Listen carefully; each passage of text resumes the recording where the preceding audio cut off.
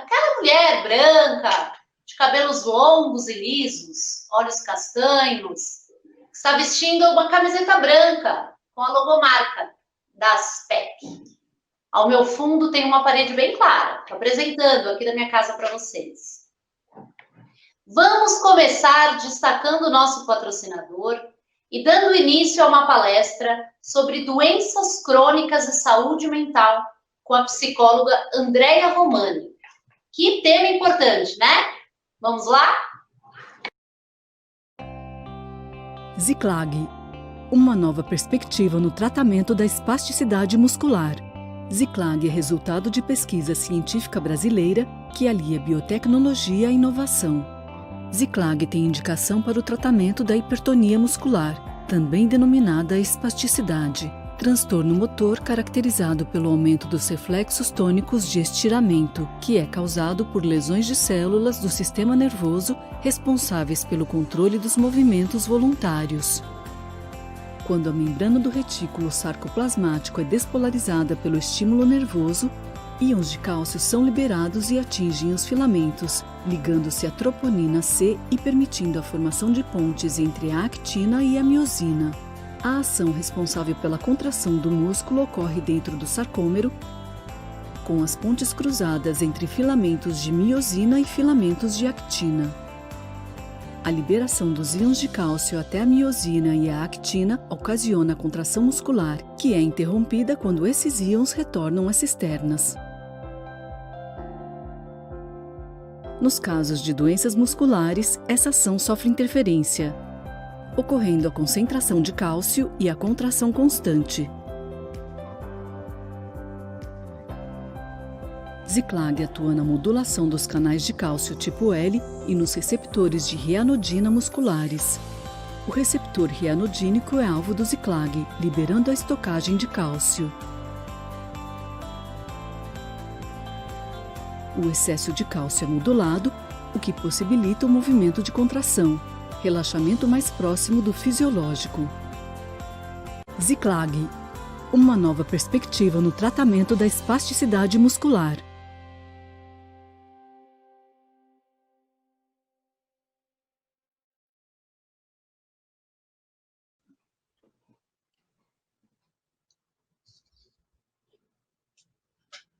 Olá, o meu nome é Andrea Romani, eu sou psicóloga clínica, bariátrica e hospitalar, e é uma honra ser convidada a participar desse evento maravilhoso, e agradeço já aqui o convite.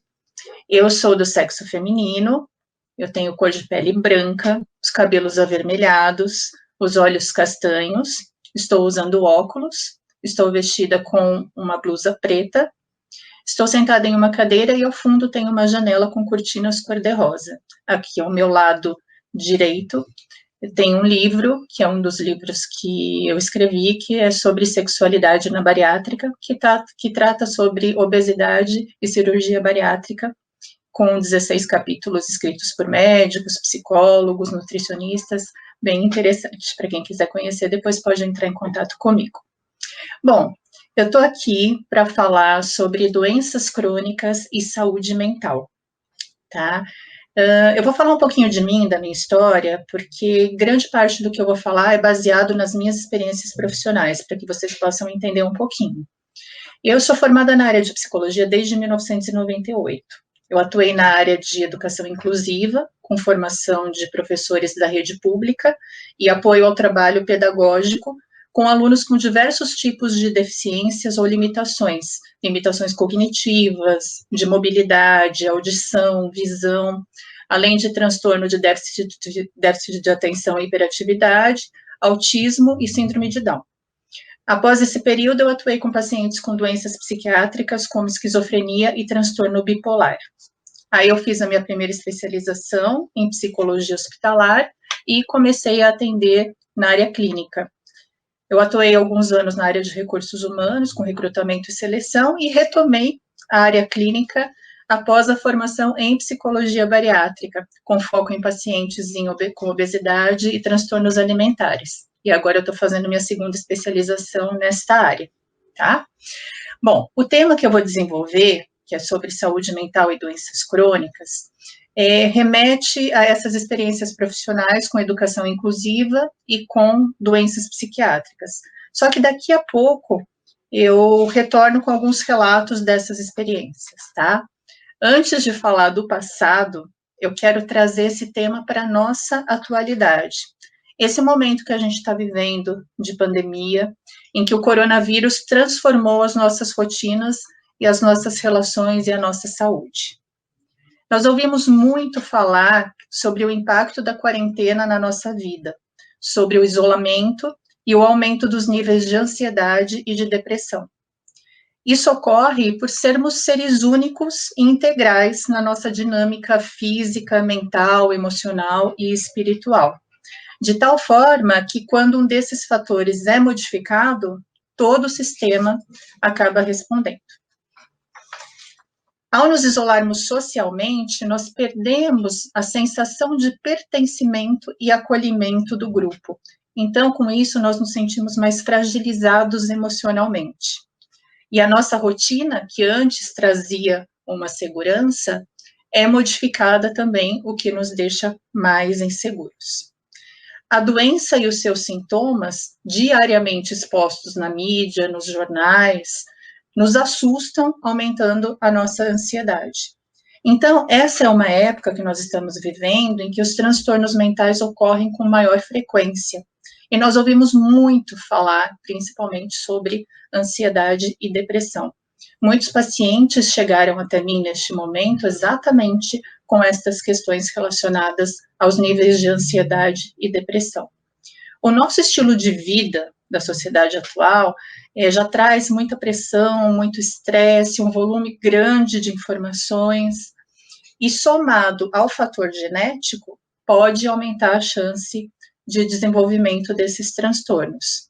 Os transtornos de ansiedade e depressão, eles podem comprometer a disposição das pessoas com o autocuidado. Então, os impactos podem ser sentidos na alimentação, na prática de atividades físicas, na sociabilidade, né? Os quadros de outras doenças crônicas, como obesidade, diabetes ou mesmo câncer, eles comprometem muito a autoestima e a autonomia. Então, a gente vê que está tudo interligado, né? Sobre a associação entre doenças crônicas e transtornos mentais, a gente encontra muita evidência em pesquisas científicas que apontam que os transtornos mentais, como a depressão e a ansiedade, estão fortemente vinculados às doenças crônicas.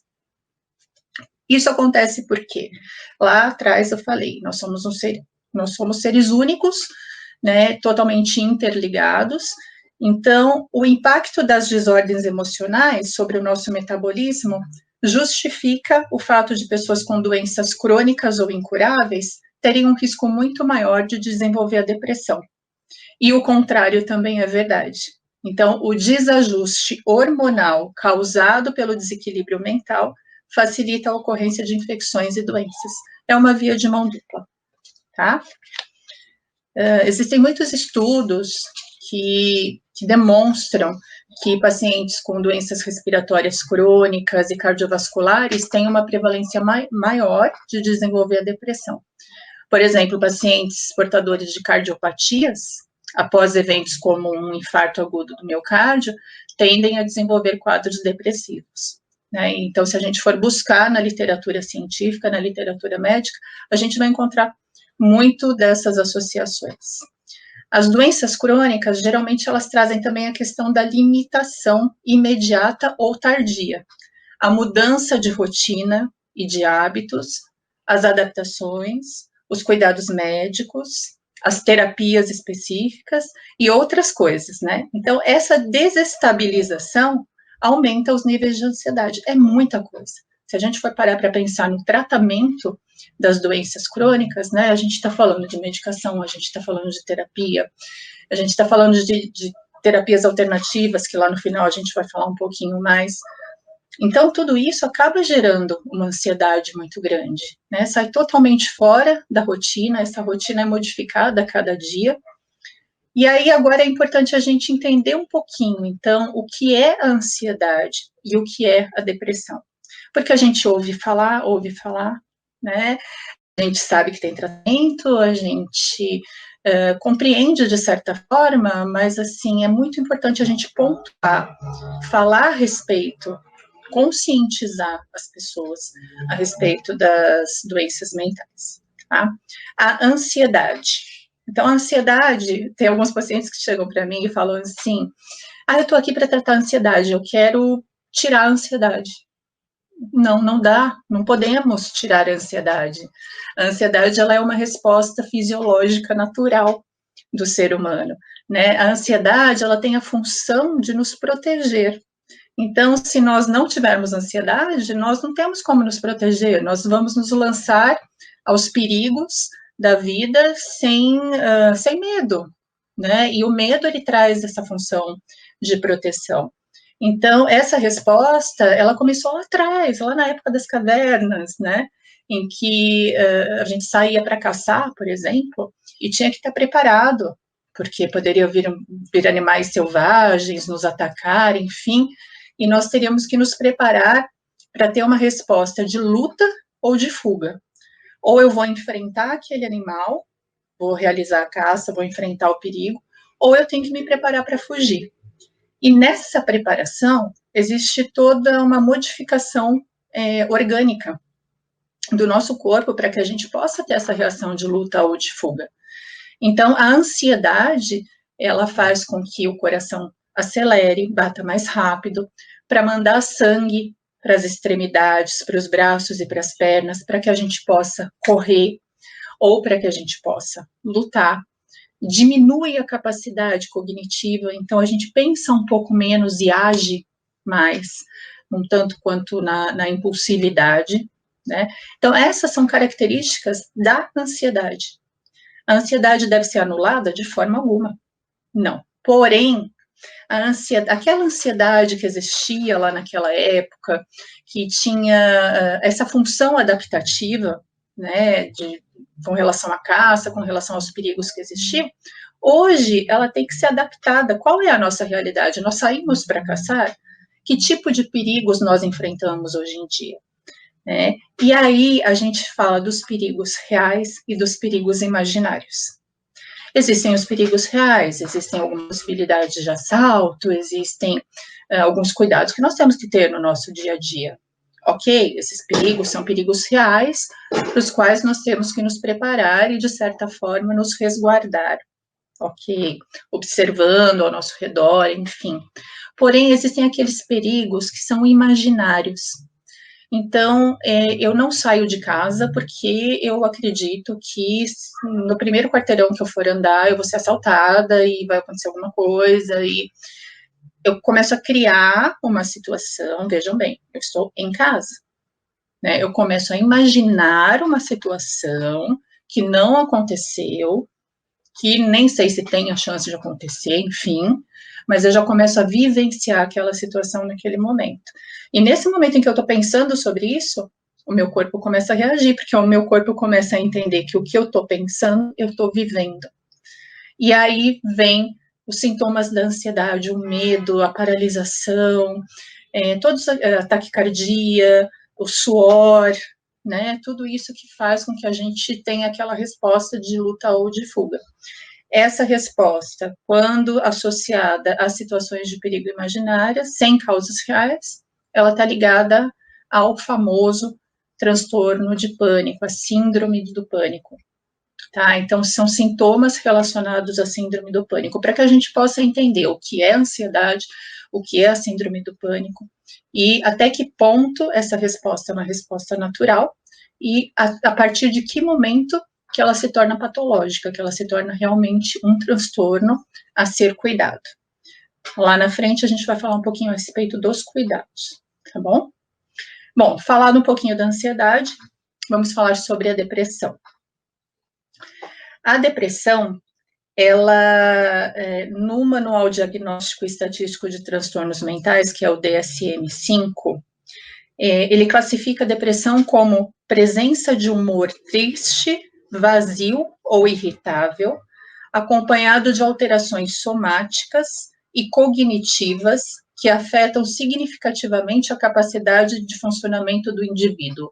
Uau, deixa eu até tomar um golinho de água. Grande, né? Agora a gente vai falar o que é isso. Bom, vamos lá. Classifica a depressão como presença de humor triste, vazio ou irritável. Então, é aquele humor deprimido, aquele humor para baixo, triste, aquela sensação de vazio e muita irritabilidade. Acompanhado de alterações somáticas. O que é somático? Somático diz respeito ao soma, que é o corpo, tá? Então, acompanhado de alterações corporais. Afeta a produção dos hormônios. A gente ouve muito falar dos hormônios da serotonina, dos hormônios que trazem prazer, que trazem felicidade, né? A depressão, ela afeta a produção desses hormônios. Então, geralmente, a pessoa tem baixa produção desses hormônios que causam felicidade, que causam bem-estar. Por isso, tem uma resposta fisiológica, uma resposta orgânica, uma resposta somática, né, com relação à diminuição da produção desses hormônios. Então, nós temos aí também uma resposta fisiológica, tá? E cognitivas, né, alterações somáticas e cognitivas que afetam a capacidade de funcionamento do indivíduo. Cognitivo, o pensar. O pensar fica reduzido, anulado, o pensar ele fica negativo, as pessoas se sentem desmotivadas a fazer as suas atividades do dia a dia, se sentem desmotivadas a fazer planejamentos, então afeta muito o cognitivo nesse sentido, a gente não consegue mais achar razão das coisas, buscar sentido na vida, fazer planejamento, fazer novos planos, né? E começa a comprometer as atividades do dia a dia, aquelas atividades básicas, como se alimentar, a higiene pessoal, tá?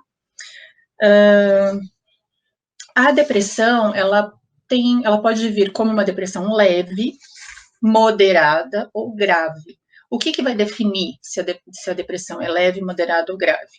O comprometimento dessas atividades cotidianas e o tipo de pensamento da pessoa.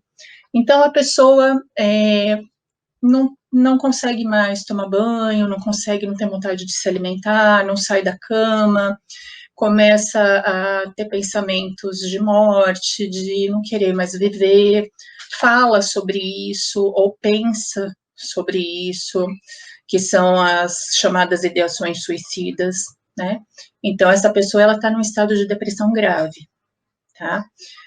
A pessoa que se sente desmotivada, mas consegue fazer as suas atividades do dia a dia, ainda consegue trabalhar, ainda consegue produzir, de certa forma ainda consegue estudar, mas ela se sente comprometida em termos de humor, ela pode estar com uma depressão leve, tá?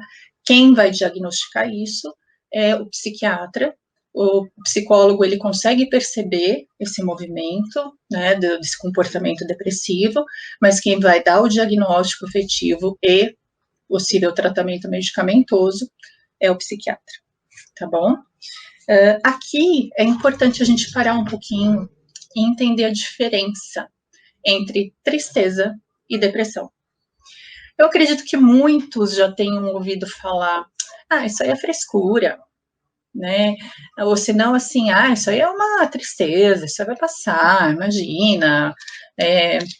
Como a gente ouvia falar também, era doença de rico, né? Isso é doença de rico. O pobre não tem tempo de ter depressão, de parar de trabalhar, porque tem que colocar comida em casa, e não é bem assim. A depressão, ela afeta qualquer pessoa, de qualquer classe social, né? Porém, a forma como as pessoas percebem isso é diferente, tá?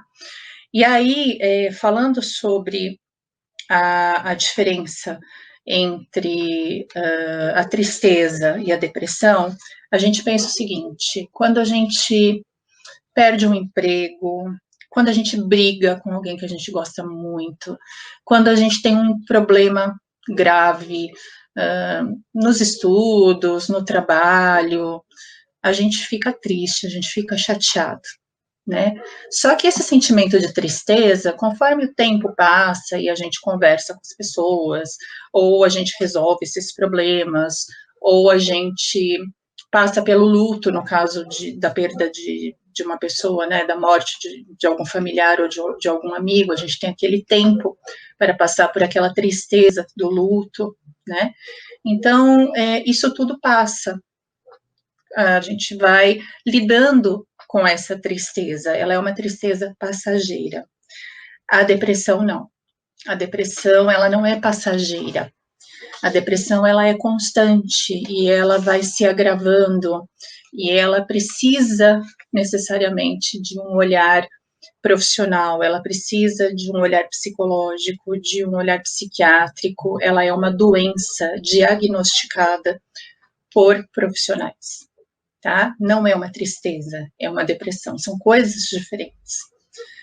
Aí, a gente fala um pouquinho sobre o preconceito, né? Naquilo que eu falei agora há pouco, dessas falas todas de, isso aí não é nada, isso aí é bobagem, é doença de rico, né? Então, a gente fala um pouquinho sobre o preconceito. E de onde vem esse preconceito? Por que as pessoas agem assim? Por maldade? Não, não é por maldade.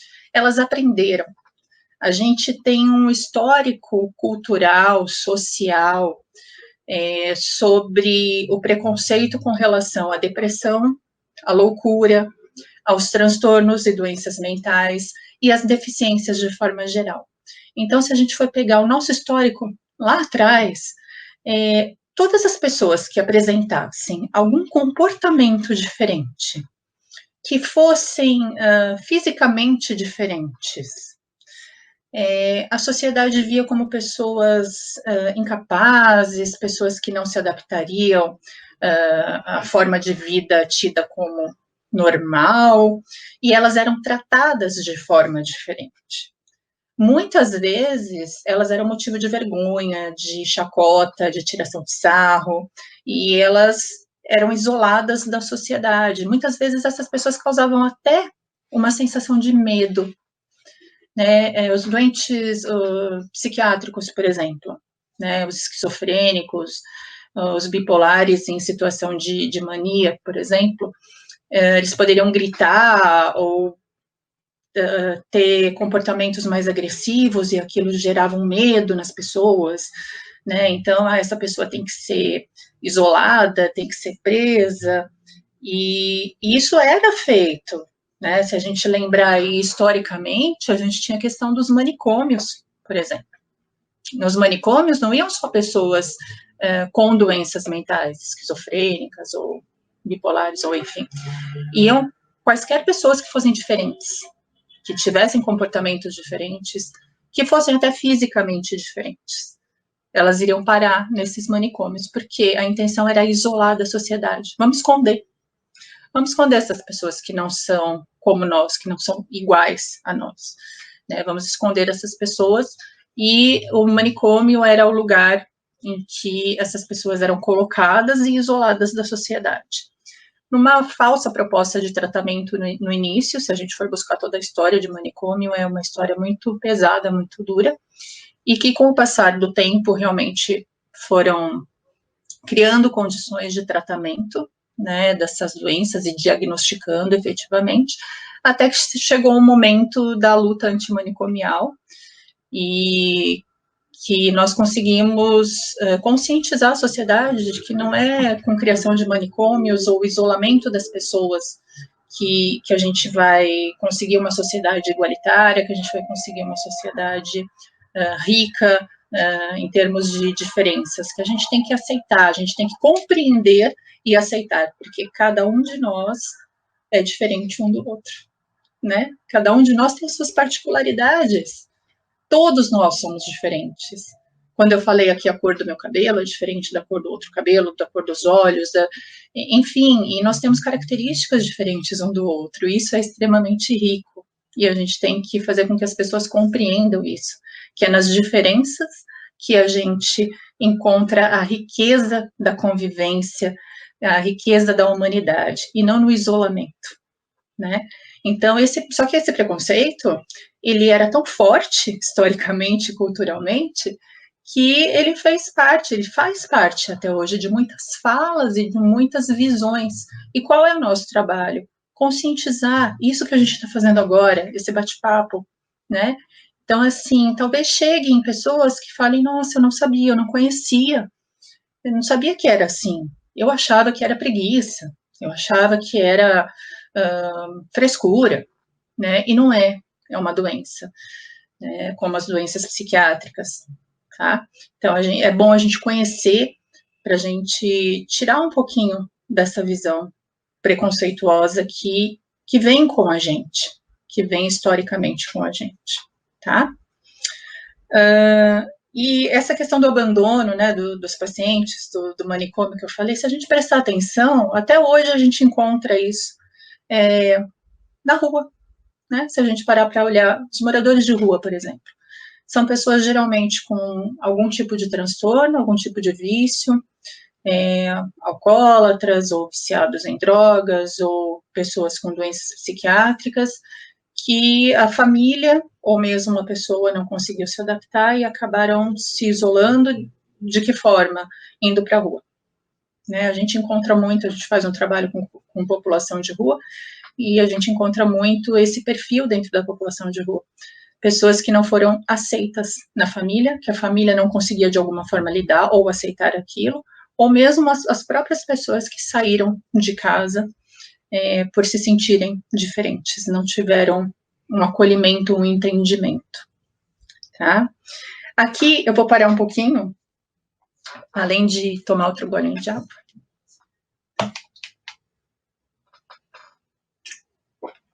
Aqui eu vou parar um pouquinho para falar da minha experiência. Lembra que eu falei ali no começo que eu ia falar meu currículo para trazer um pouquinho da experiência? No CAPS, no Centro de Atenção Psicossocial, que eu trabalhei com pacientes com doenças mentais graves, como esquizofrenia e bipolaridade, nós fizemos um projeto muito legal, que foi grupo de família. Esse grupo de família, a gente chamava os familiares dos pacientes que eram tratados lá no CAPS, e a gente, uma vez por semana, a gente fazia encontros com cerca de 20 familiares, e eu e a assistente social na época. E nós levávamos para esse grupo, primeiro nós escutávamos o grupo, como vocês estão, qual a demanda, qual a dúvida de vocês, como vocês estão se sentindo, o que seria legal a gente falar. E aí a gente começava um trabalho de conscientização sobre a doença, sobre as doenças que eram tratadas ali, né, o que estava efetivamente acontecendo com aqueles familiares deles. Trazíamos a visão psiquiátrica, a visão médica, a visão psicológica, a visão social, os direitos, tudo que envolvia aquele universo, e era um espaço de acolhimento, era um espaço, quando eu falei ali atrás também sobre o pertencimento, né, essa coisa da gente se isolar e não se sentir mais pertencido ao grupo. Então, é a mesma sensação, esses familiares, eles não se sentiam pertencentes ao grupo, porque o filho tinha esquizofrenia, porque o marido tinha esquizofrenia, ou tinha algum transtorno mental, então eles se viam como pessoas diferentes, uma família diferente, com filhos diferentes, com maridos e esposas diferentes, eles eram diferentes, e eles não se sentiam acolhidos e aceitos pela sociedade. E o que a gente fez? Vamos abraçar todo mundo? Vamos. Juntamos todos e começamos a trabalhar com esses grupos. No acolhimento, no pertencimento, vocês estão aqui e vocês estão com iguais, que são pessoas que passam pelas mesmas situações. Então, essas pessoas começaram a se sentir menos angustiadas, e aquela sensação de solidão, eu sou o único que estou passando por isso, como é difícil, acabava indo embora, acabava tendo essa sensação de, puxa, que legal, eu estou pertencendo a um grupo que sabe o que eu estou falando, que entende do que eu estou falando, né? Então, a culpa, a autocobrança, tudo isso ia diminuindo. Aqui eu preciso fazer uma paradinha também e falar sobre a ASP Brasil, né, e o grupo de acolhimento que é feito pela ASP Brasil também, com essas mães, do qual um deles eu tenho a oportunidade até de participar também. nessa tentativa de acolhimento, de pertencimento, de esclarecimento sobre a doença, sobre as dificuldades encontradas. E isso é muito, muito importante, né? Esses grupos, esses movimentos de conscientização e de acolhimento, esse afeto é muito importante. Bom, além dos grupos de família, o que é muito importante também? O trabalho de conscientização. Esse trabalho, ele vem em formas de campanhas, como a gente ouve falar Setembro Amarelo, conscientização sobre o suicídio, conscientização e prevenção de suicídio, o Janeiro Branco, que é o mês de conscientização sobre doenças mentais. Então, cada mês a gente tem uma cor, né? Tem o Outubro Rosa, tem o Novembro Azul, falando sobre determinadas doenças ou conscientizando sobre determinados problemas, tá? Então, esse trabalho de conscientização é muito, muito, muito importante. Bom, Andréa, legal, tá muito legal, mas a gente também quer saber como a gente pode ter qualidade de vida, né? E como a gente pode cuidar da nossa saúde mental, já que a gente falou de tudo isso. Bom, qualidade de vida, acolhimento afetivo, aceitação, aquilo tudo que eu falei lá atrás, a diminuição de expectativas falsas, a gente tem que aprender a lidar com as expectativas reais, né? Então, assim, não adianta eu ficar criando expectativas sobre algo que eu não sei que vai acontecer. Né? Lá atrás, no começo da pandemia, adiantava ficar na expectativa de vacina se nem se falava sobre isso? Não. E agora? Agora faz sentido. Agora faz sentido, porque já está aí, já tem estudo, já está vindo, então já é um outro contexto. Então, eu tenho que lidar com as expectativas reais, porque as expectativas falsas ou muito distantes, elas vão causar ansiedade, tá? Vamos entender que motivação é positiva, a cobrança é negativa. Tá? Motivar é uma coisa, cobrar é outra. Cobrar é exigir, de repente, algo que eu não posso fazer, ou no tempo em que eu não posso fazer, e eu crio pressão e eu crio ansiedade. Então, ela não é positiva, ela não é positiva. A motivação, sim, vai lá, você vai conseguir, você é capaz, né? A gente vai junto, e então aí funciona. Tá? Então, sempre ter isso em mente. Compreender a limitação, né? Compreender a limitação de cada um de nós tem determinados tipos de limitações diferentes, às vezes visual, eu uso óculos, às vezes cognitiva, às vezes física, cada um tem o seu tipo de limitação, então a gente tem que compreender a nossa limitação. Compreender, aceitar e parar por aí? Não. A gente compreende, a gente aceita, porém, a gente tem que sempre ir em busca de estar melhor. Se eu tenho dificuldade de visão, eu vou, faço óculos. Se eu tenho dificuldade de mobilidade, eu vou, busco uma cadeira de rodas. Então, eu sempre vou em busca de melhor qualidade de vida. Tá? Não dá para a gente parar na limitação e aceitar e ficar daquele jeito. Vamos em busca de melhor qualidade de vida, de melhorias. Tá? Isso através de terapias, quando eu falei das terapias alternativas, então, entre todo tipo de terapia, entre a psicoterapia, entra o acompanhamento médico, entram as terapias alternativas, entra o lúdico, né? Gente, o brincar, realizar atividades coletivas, esporte, atividade física, leitura, arte-terapia, isso é vida, isso é criação, né? Vamos colocar isso no nosso dia a dia, vamos adequar de acordo com as limitações de cada um, mas vamos trazer isso para o nosso dia a dia, isso é riquíssimo, e isso ajuda a gente a cuidar da nossa saúde mental, tá? Prevenção e conscientização. Ações preventivas tanto para pacientes quanto para familiares. A gente tem que acolher essa família, tá? A gente tem que olhar para o paciente e olhar para a família. O acompanhamento psicológico e a compreensão das doenças também, tudo isso é cuidar da saúde mental. Eu não sei se eu pulei aqui, eu acho que sim. Com relação, eu quero retomar um pouquinho aqui a questão da família e dos cuidadores, tá? Que eu falei tanto do grupo de família, eu gostaria de reforçar aqui uma coisa.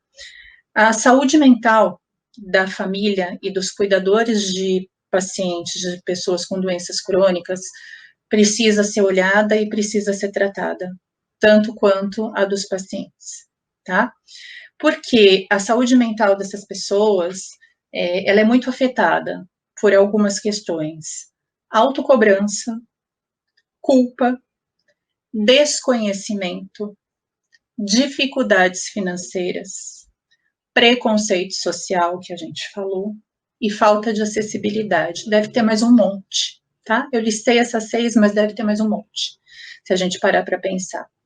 Autocobrança.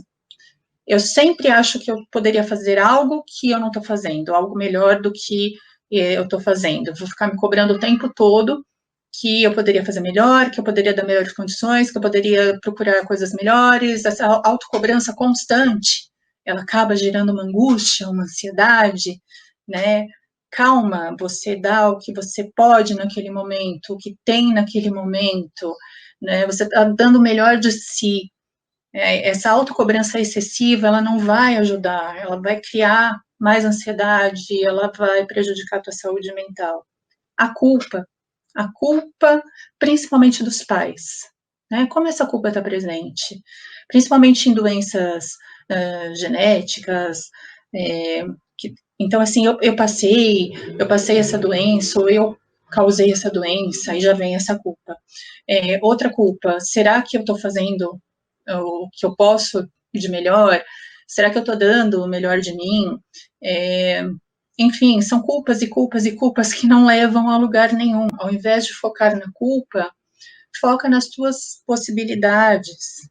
Para de se culpar de coisas que você não tem controle, né? O que efetivamente eu tenho controle? Aliás, o que a gente tem controle na vida? Né? Se a gente parar para pensar, a vida a gente não tem controle sobre a vida, a gente não sabe se a gente vai estar aqui, né? Até quando a gente vai estar aqui. Então, vamos parar de tentar controlar tudo e criar essa culpa que não existe e respirar e saber que a gente está fazendo o melhor. A culpa não vai nos ajudar em nada. Muito pelo contrário, a culpa ela vai trazer doenças, desestabilizações, não vai ajudar em nada, tá? O desconhecimento é aquilo que a gente falou também, através da conscientização. Então, eu vou buscar profissionais, eu vou me informar. O que é isso? Por que meu filho está assim? Por que meu marido está assim? Por que tem esse sintoma? Que outro sintoma que vem? O que pode acontecer? Que medicações que tem? Como é que é o tratamento? Aí eu estou buscando o conhecimento que me deixa mais seguro. Dificuldades financeiras. Pois é. Terapias, medicamentos, etc, etc, etc, etc, etc. E a gente vê que, infelizmente, a gente não tem um suporte de governo como a gente deveria ter, em termos de medicações de alto custo e tudo mais, e isso torna tudo mais difícil. Então, as associações, principalmente, elas vêm muito nesse auxílio, né, das pessoas que não conseguem ter acesso aos tratamentos, às medicações, e buscar fazer essa ponte, essa ligação, porque realmente é mais complicado, essa questão da dificuldade financeira, tá? Inclusive, é uma das que pode gerar aí os sentimentos de depressão, de tristeza, porque eu não posso, né, vai além das minhas condições. O preconceito social a gente falou bastante, e a falta de acessibilidade, de forma geral, né, a falta de acessibilidade desde cadeiras de rodas, até a falta de acessibilidade às medicações, até a falta de acessibilidade aos serviços, tá? Bom, gente, eu acho que eu falei um pouquinho de tudo, espero ter abordado, mesmo que por cima, algumas questões relacionadas a doenças crônicas e saúde mental. Se deixei de falar sobre algumas coisas, porque é bem complexo o tema, né? Eu vou ficar à disposição, daqui a pouco eu coloco aqui as minhas redes sociais e os meus contatos para vocês. E agora eu vou fechar aqui com algumas perguntas, tá, que foram enviadas antes da palestra. Então, nós vamos retomar algumas das questões que nós falamos através dessas perguntas.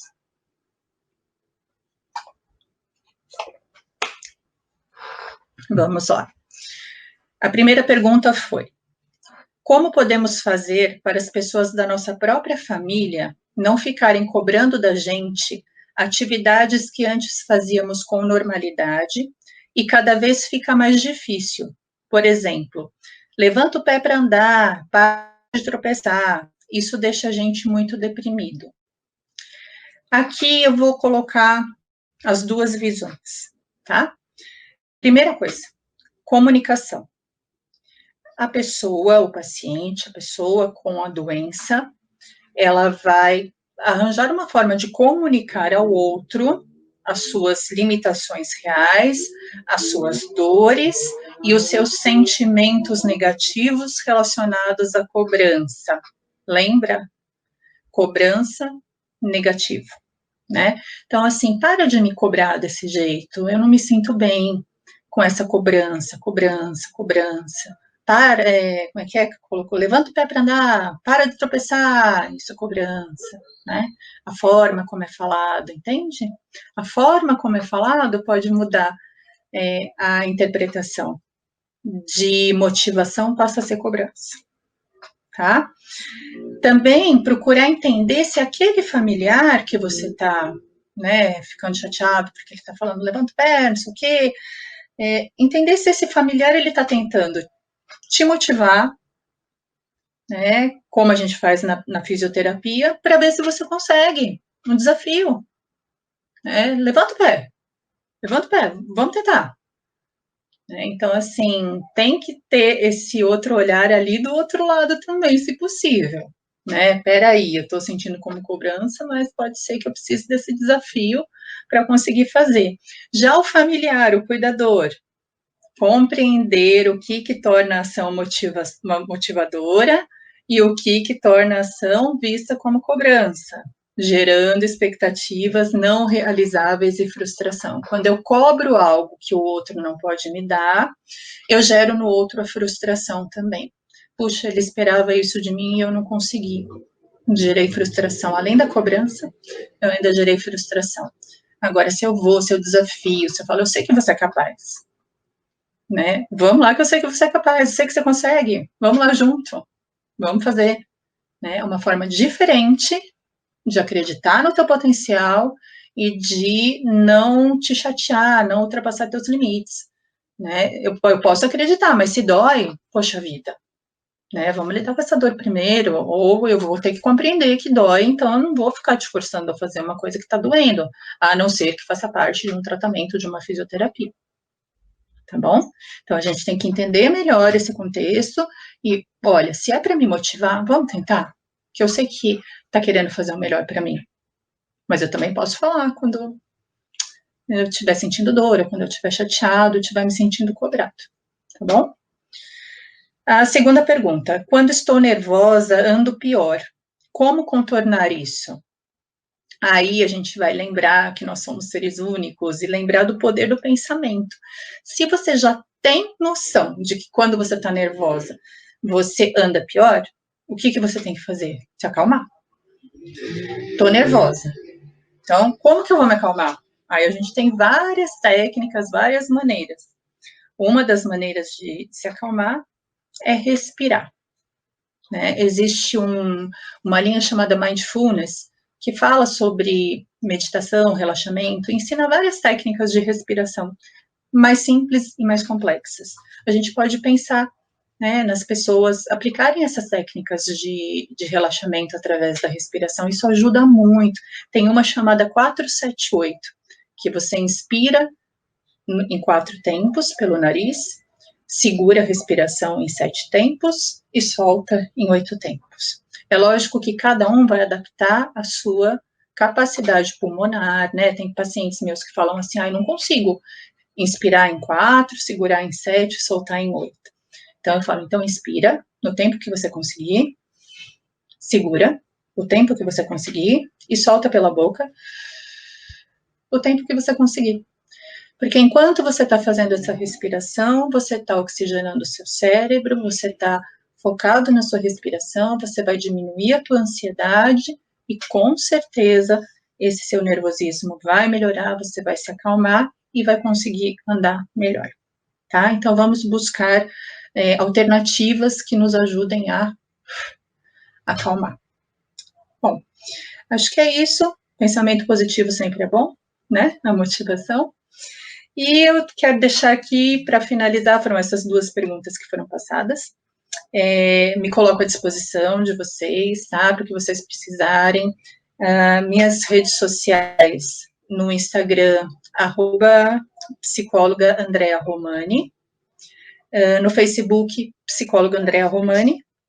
Tem o meu WhatsApp, que é 11 99480 4905. Quem quiser pode deixar mensagem lá no WhatsApp, tá? Que mais? E deixar, claro, né, a minha admiração pelo trabalho desenvolvido aí pela ASP Brasil. Parabéns, agradeço de coração o convite, né, de participar desse webinário. Desejo muito, muito sucesso e me coloco aqui à disposição de vocês. Um beijo grande e até mais.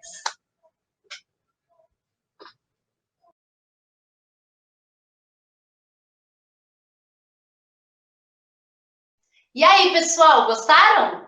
Não esqueça de deixar os seus comentários aí nos vídeos. Vamos agora destacar o nosso patrocinador e dar início à última palestra do dia, com o doutor Acaribuli da Unifesp. Ele vai falar sobre a neurogenética e Star Trek. Vamos lá? Ziclag, uma nova perspectiva no tratamento da espasticidade muscular. Ziclag é resultado de pesquisa científica brasileira que alia biotecnologia à inovação. Ziclag tem indicação para o tratamento da hipertonia muscular, também denominada espasticidade, transtorno motor caracterizado pelo aumento dos reflexos tônicos de estiramento, que é causado por lesões de células do sistema nervoso responsáveis pelo controle dos movimentos voluntários. Quando a membrana do retículo sarcoplasmático é despolarizada pelo estímulo nervoso, íons de cálcio são liberados e atingem os filamentos, ligando-se à troponina C e permitindo a formação de pontes entre a actina e a miosina. A ação responsável pela contração do músculo ocorre dentro do sarcômero, com as pontes cruzadas entre filamentos de miosina e filamentos de actina.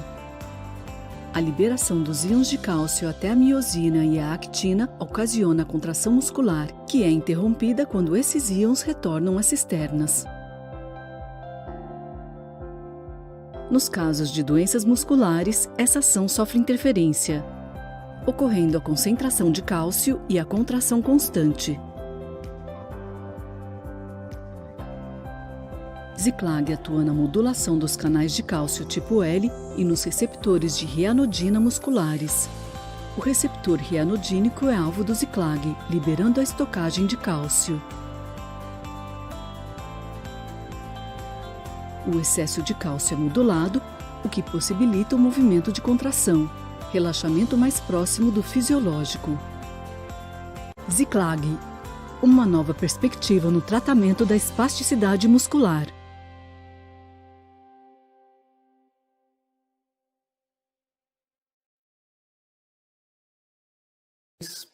É um prazer estar aqui hoje para falarmos a respeito de neurogenética e Star Trek.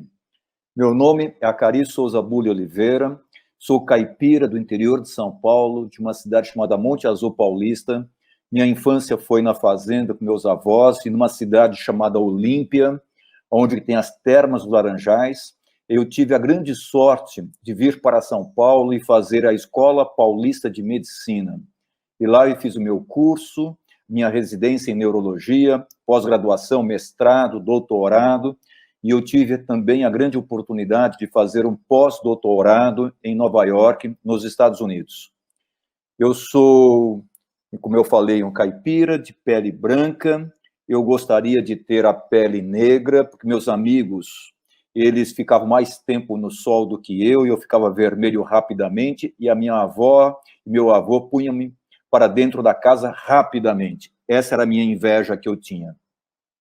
Tenho 1,78 m, olhos castanhos, uso óculos há muito tempo.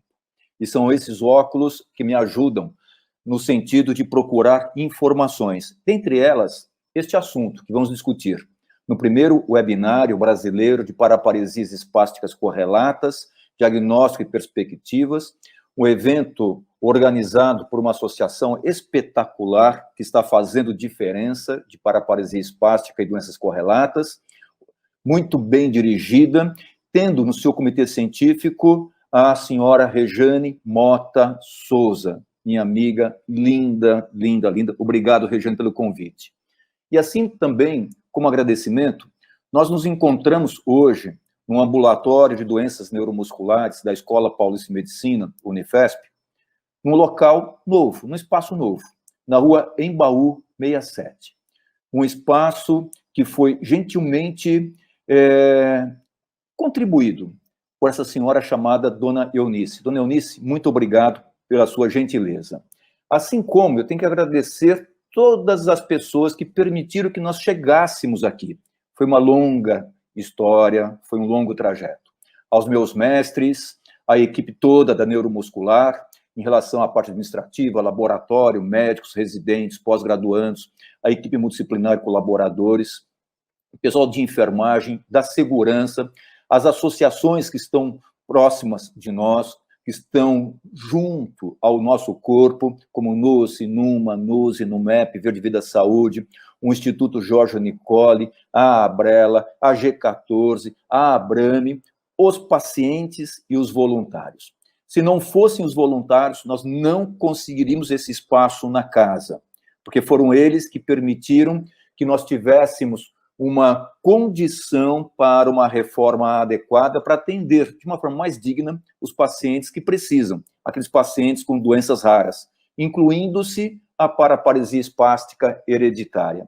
E falando-se em paraparesia espástica hereditária, um agradecimento muito especial ao Paulo Vitor Sgobi Souza e ao Vladimir Boca Pinto.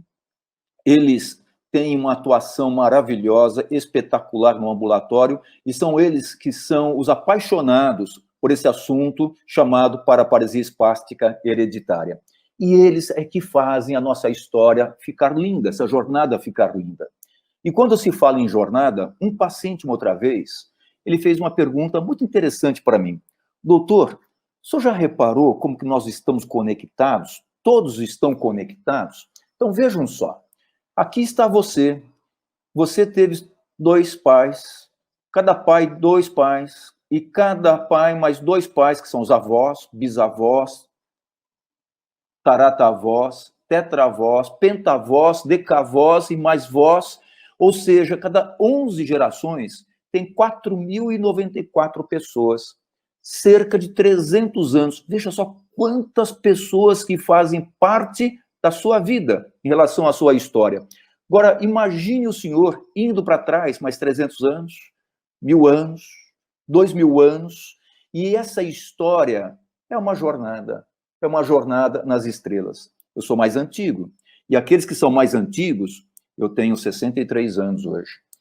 Lembro-se muito bem da Jornada nas Estrelas, lá no Maracanãzinho, o Bernard Heisman, fazendo um saque espetacular, que incomodou muito os russos, que eram os campeões mundiais de voleibol. Daí é que vem a nossa história do voleibol campeão mundial, campeão em Olimpíada também. Como nós estamos falando em Jornada nas Estrelas, nós temos um outro filme, o Star Trek, Jornada nas Estrelas. Um filme que marcou época para mim, e que marcou época para muitas pessoas.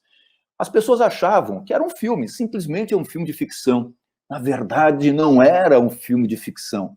Era a física na Jornada nas Estrelas. Tudo que era apresentado era explicado através da física. Só que a explicação era dada para uma condição que, na época, nós não entendíamos muito bem o que estava acontecendo. Num dos filmes, ocorreu uma explicação muito interessante, que aquela história dos avós foi mais para trás ainda, ou seja, lá no comecinho do nosso mundo. E no comecinho do nosso mundo, nós estamos vendo a Via Láctea, lá no pontinho superior, nesse pontinho vermelho que eu estou descrevendo aqui, o nosso sistema solar. Vejam só que é um pontinho pequenininho. E nosso sistema solar, onde que está a Terra, e ele veio de um momento, e esse momento daquela explosão da estrela, aquela explosão há muito tempo atrás, 14 bilhões de anos, E aqui parece a mão de Deus do que se tem. E naquela explosão da estrela, há 14, 15 bilhões de anos, é que nós temos a criação do universo, que é a teoria do Big Bang. E essa teoria do Big Bang fala-se que o primeiro elemento criado, que cabia numa xícara, era o hidrogênio, que depois tornou-se, com a sua quebra do núcleo em hélio, ou seja, contendo 2 elétrons, e o hélio quebrando-se depois, mais um outro elemento, e esses elementos caminharam por um espaço que até então não se tinha nada.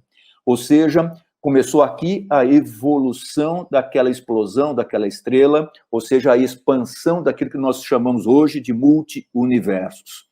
E isto vai expandindo, e um elemento vai criando outro elemento, e assim cria-se o carbono, cria-se o nitrogênio, e a associação do hidrogênio com carbono e nitrogênio dá um elemento chamado ácido cianídrico. Esse ácido cianídrico era como se fosse a nuvem, naquele local, naquele espaço que estava sendo criado.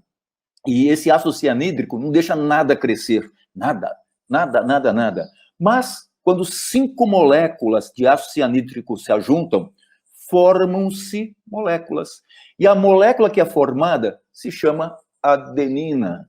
Ou seja, é uma molécula já interessante, e essa molécula adenina, quando ela tem uma modificaçãozinha numa posição determinada do nitrogênio ou de uma outra substância dentro dela, cria-se um outro elemento, a citosina, que é uma pequena modificação, a guanina, uma pequena modificação, a timina. Ou seja, as bases que nós temos que fizeram o DNA, o RNA e até a nossa fonte de energia chamada de ATP. Então, vejam só, de algo que não permitia a vida, a criação das moléculas da vida. E essas moléculas, elas foram se ajuntando, e se permitiu, através do ajuntar, do errar, do corrigir, a criação de vários outros elementos, que é a tabela periódica que nós temos. E essa tabela periódica sendo feita, permitiu-se a criação dos planetas. Planeta é aquilo que é errante, que não para, que fica se movimentando. E dentre os planetas, o planeta Terra. Esse que nós habitamos, formado há mais ou menos 4 bilhões e meio de anos. E no planeta Terra, no comecinho, na formação dela, não tinha nada praticamente. Só esses elementos. Mas do nada, aquele DNA, aquele RNA que foi sendo feito, a permissão para a criação de vidas precoces. E essas vidas precoces depois, mais outras vidas, outras vidas, e dessas vidas, aquele período onde que nós não nos encontrávamos ainda, ou seja, o Sapiens não se encontrava presente ainda. E o Sapiens, ele vem há mais ou menos 6,3 milhões de anos, quando ocorreu a separação entre um ser único, ocorreu uma divisão, essa divisão primata de um lado e o hominídeo para o outro lado. E do hominídeo, depois, vem a sua formação em sequência. Australopithecus anamensis, depois os afarenses, depois o Homo habilis, o Homo ergaster, o Homo erectus, heidelbergense, neandertal, e há 180 mil anos, os sapiens. Como é que a gente conhece tudo isso? As pegadas que foram sendo deixadas. E aonde estão essas pegadas? Na África Oriental. E assim nós temos a evolução nossa que ocorreu nesses 6 milhões de anos. E esse sapiens, ele vem pela Terra, e ele faz a sua migração pela Terra. E essa migração, ele vai passando de um indivíduo caçador e coletor para um agricultor. Ou seja, há 10 mil anos atrás foi a grande transformação do sapiens, quando ele começou a colocar a semente na terra, e dessa semente a possibilidade de ter alimento sem necessidade de ir a distância grande para alimentar-se. E assim, eu cresci em sítio. E essa forma de crescer em sítio fez com que eu tivesse uma relação muito grande com o tempo, com as estações do ano e com a terra. Ou seja, como era gostoso plantar, como era gostoso colher, como era bom ter uma colheita adequada. Mas tinha anos que a colheita não era tão boa. Então nós tínhamos que aprender a colocar a semente na hora certa e do jeito certo. Quem nos ensinou? As estrelas. ou seja, reconhecer as estações do ano. Tentar prever qual que é a melhor época para colocar a semente, quando chove mais adequadamente. E assim vieram os aperfeiçoamentos das técnicas agrícolas, os equipamentos de irrigação, as celebrações das estações do ano. Os movimentos ciclos do Sol, da Lua e estrelas começaram a ficar mais bem definidos para nós. E assim começamos a criar os espaços cerimoniais, os recintos sagrados, o desenvolvimento de crenças para agradecer aquela colheita que nós tivemos. E o Sapiens, ele começou a dominar outras artes. A arte do metal, do cobre, o bronze, o ferro, e assim também a corrida para outros metais nobres, como o ouro também. E o caçador-coletor passa a ser agora um indivíduo mais na sua região, e as famílias crescem. E começa a ter a coletividade, o armazenamento das substâncias dos alimentos. Só que começa a ter uma menor variedade de alimentos, perda de vitaminas, doenças começam a aparecer, anemia, diminuição de estatura, enfraquecimento dos ossos, as toxinas nos alimentos que se encontravam armazenados, mas as civilizações, elas têm que aprender, portanto, como trabalhar com essas novas condições. E aparecem os profissionais chamados médicos, para tentarem entender o que estava acontecendo, as doenças que estavam sendo presentes nasquelas condições. E essas pessoas começam a interpretar e tratar, é o tratamento. E há mais ou menos 5.000 anos começa a aparecer o herbanário. Por exemplo, o extrato da casca do salgueiro para a cefaleia que deu a aspirina. A abordagem em relação à parte de saúde começa a ficar mais bem organizada através da abordagem Ayurveda, lá na Índia, e depois lá no Egito, os papiros, e eles foram sendo coletados, esses tipos de informações, em biblioteca da Alexandria, e nós viemos dentro dessa história, nessa história século XIX, fim do século XIX, começo do século XX, e nós tivemos uma necessidade de começar a entender melhor as doenças e classificá-las. E veio a primeira classificação de doença, que é aquilo que nós conhecemos como CID, Classificação Internacional de Doenças. E a primeira CID, nós vemos que ela foi feita em 1900 e havia 179 doenças que ocasionavam morte. Não foi uma boa classificação, houve necessidade de uma nova adaptação. 10 anos depois, 189 doenças. Antes da Segunda Grande Guerra Mundial, 1938, na quinta classificação, nós tínhamos 200 doenças. Acabada já a Segunda Grande Guerra Mundial, incrível que possa parecer, na grande destruição vem também o grande desenvolvimento humano, ou seja, 10 anos depois, 1.010 doenças eram catalogadas. E a 10ª classificação, que é a CID-10, que é essa que nós utilizamos, tem nela 2.032 doenças. Dentre as doenças, a paraparesia espástica hereditária, com CID-10, G11, 4. Mas existem outras doenças que são correlatas à paraparesia espástica hereditária. Até o diagnóstico diferencial é difícil para esta situação. E como que é feito o diagnóstico diferencial? Pensando-se na doença, fazendo-se uma boa semiologia e fazendo-se os bons exames. Dentre os exames, o exame genético. Ele que permitiu a classificação melhor dessas doenças. E falando-se em exame genético, eu não posso esquecer desta viagem maravilhosa, o tributo a Gregor Mendel. Mendel, um austríaco, ele, botânico, ele começou a entender as cores das flores e dos vegetais. Então, ele começou a ver que tudo era baseado em uma possibilidade de uma carga genética. Daí é que vem aquela história do azão, azinho, azinho, azinho e azão, azão. Foi ele que nos ensinou esta situação. E esse ensinamento, ele veio para o século XX, e dentre os ensinamentos, a explicação para a distrofia muscular de Duchenne, uma doença que compromete os meninos do sexo masculino, ou seja, só os meninos que têm essa doença, e Mendel já atrás já tinha dado a base para o entendimento dessa doença. Mas em 1985, vejo que não faz tanto tempo, é que nós conseguimos entender bem o que estava acontecendo. Então, nessa doença, falta um pedacinho nesse cromossomo aqui, do braço curto do cromossomo X. Falta um pedacinho, uma deleção. E esse pedacinho ele é fundamental para fazer uma proteína chamada distrofina, que é uma proteína que dá uma proteção ao tecido muscular esquelético. E quando se tem uma alteração nesse braço curto cromossomo X, eu não tenho essa proteína protetora do músculo, a criança desenvolve esta miopatia que é muito grave, ela começa a ter dificuldade para marcha, queda até os seus 12 anos de idade, depois perda da marcha ao redor dos 12 anos de idade, e a criança falece ao redor dos seus 18, 19, 20 anos, por alteração cardiológica, respiratória e por alteração motora.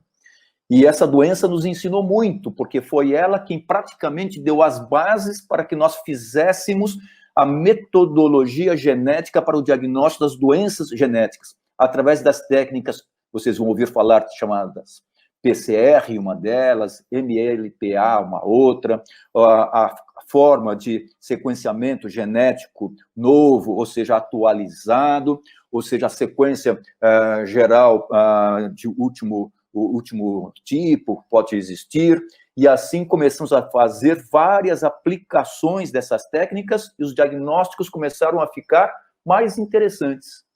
E assim nós temos uma certa correlação com aquilo que eu já tinha visto em filme. Este, da distrofia muscular de Duchenne, 1985, a forma genética de uma geração, 2012, 2013, que começou essa condição. Mas eu já tinha visto isto, uma breve história da Jornada das Estrelas. E aqui nós estamos vendo o Capitão Kirk, e na sequência, vejam só, aquele 1966 está segurando um celular igualzinho que ao celular de hoje, nem se pensava ter um celular como nós temos hoje. E na evolução nós vamos vendo que nós temos vários equipamentos que hoje nós utilizamos, vários deles. Ou seja, o filme antecedeu o que aconteceu. E também uma das histórias que me marcaram muito na minha adolescência foi essa, que o Spock se encontrava numa caverna, juntamente com essa moça muito bonita, e ela foi picada por um bicho muito estranho, e ela desenvolveu uma doença muito rapidamente evolutiva, que a gente sabe hoje que é uma coagulopatia decorrente desse bichinho. E o que o Spock fez?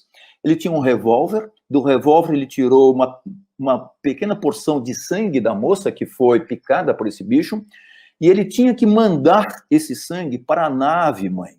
E para mandar para a nave-mãe esse sangue, do que aparece, aqui era a Mariette Hartley, que fazia o papel da moça, ele tinha que mandar o sangue, mas como mandar o sangue? Você estava muito distante da nave-mãe.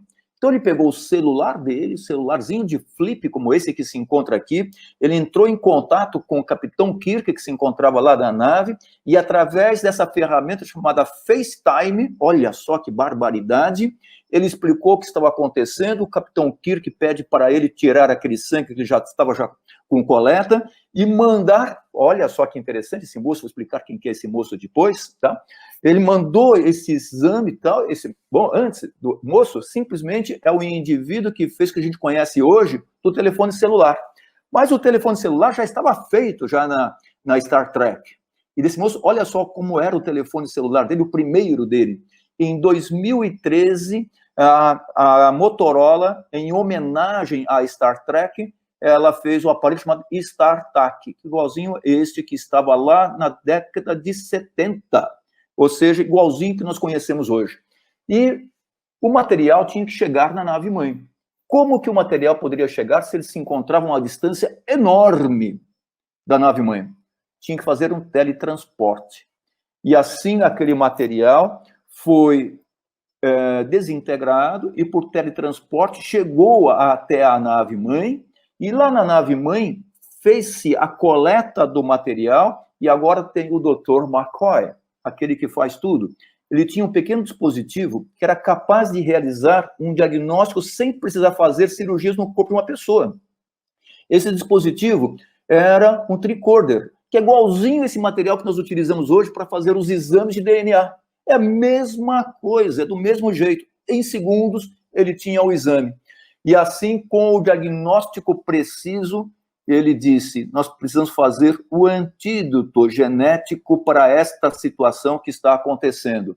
E pelas bases moleculares feitas, foi realizada uma condição de mapa geral do que está ocorrendo na célula, e essa condição de mapa geral para permitir a criação de uma medicação específica para que ela pudesse voltar para Mariette, que se encontrava lá naquela região tão distante, naquela toca da doença, vamos colocar. E para entender tudo isso também lá na Star Trek, eles comentam a respeito da ciranda celular.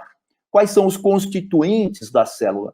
A célula tem o seu núcleo, a célula tem o ribossomo, a mitocôndria, o centríolo, o retículo endoplasmático, o lisossomo, e assim, com a musiquinha, nós conseguimos entender a importância de tudo isso e a importância, como que essas células, como essas organelas, elas são fundamentais para que nós pudéssemos construir o DNA e nas suas bases.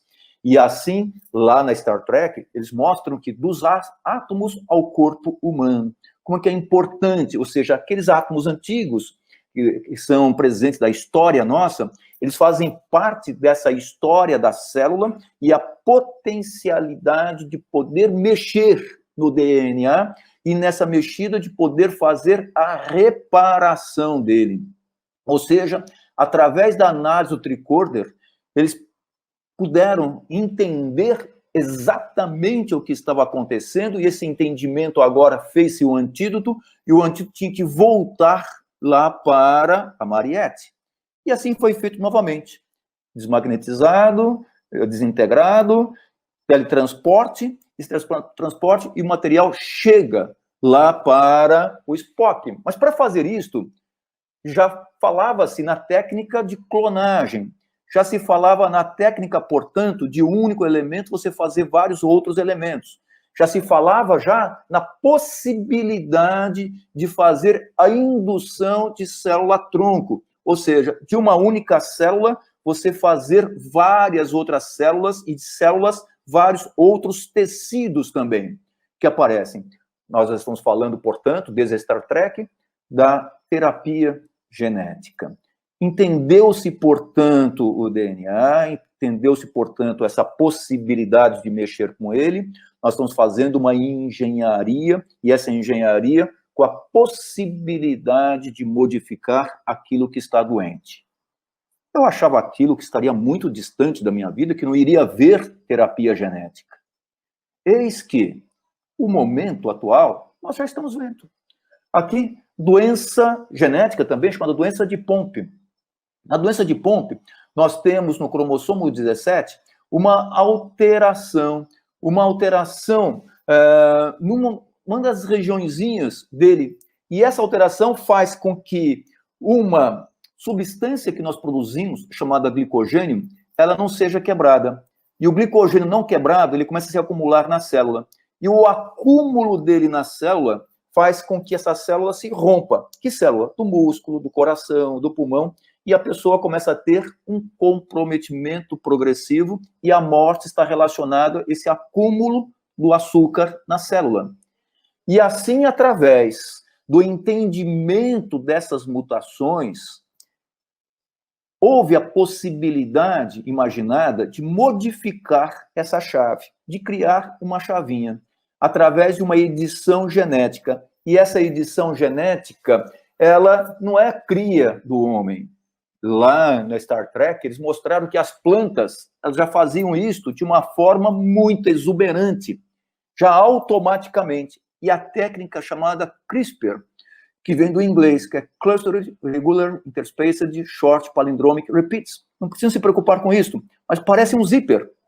E esta formação desse zíper vai permitindo uma modificação dessas plantas e a incorporação de pedacinhos de DNA que são ótimos para a sobrevivência celular. E através disso, da cópia da natureza, lá na Star Trek, eles começaram a criar esta possibilidade, e dessa possibilidade com esses zippers aqui específicos, uma modificação celular, uma modificação que pode ser feita em modelo animal, e aplicabilidade no ser humano, que era aquilo que está sendo criado para a moça que se encontrava lá na caverna. Ou seja, a potencialidade de terapia genética aumentou muito. Nós temos, portanto, esta condição da terapia genética. E quando se fala em terapia genética, ela é definida como a inserção ou alteração ou remoção de genes dentro das células de um indivíduo de tecidos biológicos para tratar doenças. Essa era a proposta. Tudo aquilo que a natureza demorou bilhões de anos para se fazer, nós agora podemos fazer em um período curto de tempo. É aquilo que na Star Trek eles estavam fazendo. Ou seja, consertando o DNA. E através da terapia gênica, qual que é o objetivo? Introduzir um novo gene. Ou modificar um gene existente doente. Inibir esse gene doente. Eu posso fazer como técnica chamada in vivo, ou seja, no indivíduo, ou ex vivo, alguma coisa que eu faça fora e incorpore no indivíduo. Ou seja, começa a ter uma potencialidade muito grande. E na Star Trek, eles já falavam em terapia gênica muito antes da forma nossa médica de começar a tratar com terapia gênica. Nós começamos no finalzinho do século passado, e esta condição ela vai crescendo ao longo dos anos, e a forma de tentar tratar era o in vivo, ou seja, eu crio um gene e injeto diretamente no indivíduo, ou ex vivo, que é uma forma que eu trabalho com células, eu cultivo essas células e eu jogo no indivíduo depois para tratar certas doenças que ele tem. Dentre as técnicas, vocês vão ouvir muito falar a respeito dessa técnica chamada oligonucleotídeo antissense. Isto está modificando a medicina, está modificando a área da saúde nossa. É a formação de pequenas moléculas, como se fossem pequenos plásticos, entre aspas. Essas estruturas químicas, elas têm um potencial de se ligarem ao RNA mensageiro. Aquele RNA mensageiro que é fundamental para que ele seja lido e que seja depois traduzido para a formação de proteína. E nós podemos criar pedacinhos que se ligam ao RNA mensageiro. E esta ligação faz uma modificação se, por exemplo, eu tiver uma estrutura doente, um gene doente. Eu tenho que inibir esse gene. E com esta molécula criada, eu consigo fazer inibição deles. Isso já está acontecendo. Por exemplo, na mesma distrofia muscular de Duchenne. Nós conhecemos muito bem essa doença. Ela aparece na sua manifestação clínica nas crianças do sexo masculino, ao redor dos seus 3 anos de idade, com alteração na marcha e com quedas, depois alteração no jeito de andar, bem importante, perda da marcha, cadeira de rodas, e ao redor dos 20 anos está falecendo. A doença é mais ou menos homogênea. E esta doença está relacionada à alteração no braço curto do cromossomo X. E naquele braço curto do cromossomo X, nós temos aquilo que se chama exons. São 79 exons. É como se fossem 79 carrinhos. E eu preciso desses carrinhos todos para que eu tenha uma frota completa. E na doença, o que acontece é que eu tenho uma perda de um dos carros. Então, por exemplo, se eu perder o carro 50, vem vindo a leitura da proteína, quando chegar no 49, eu não leio mais.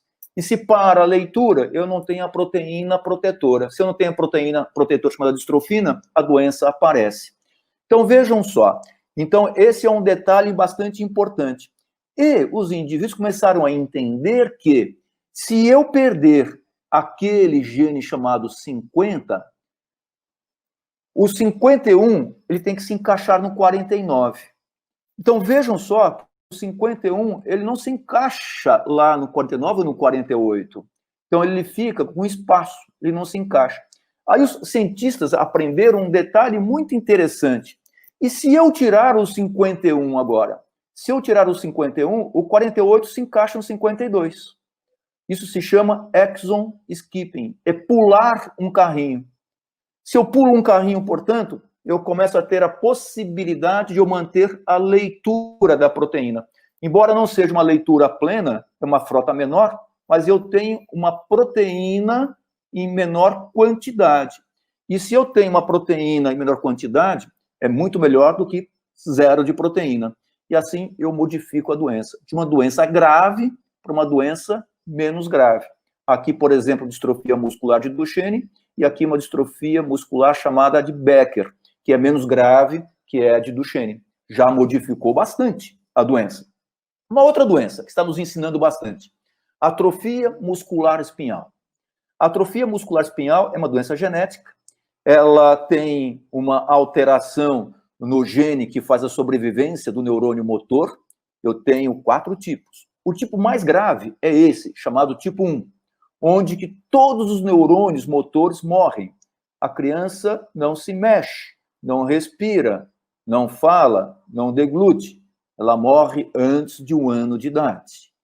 E mesmo com suporte ventilatório, com intubação, ou seja, o quadro é muito grave.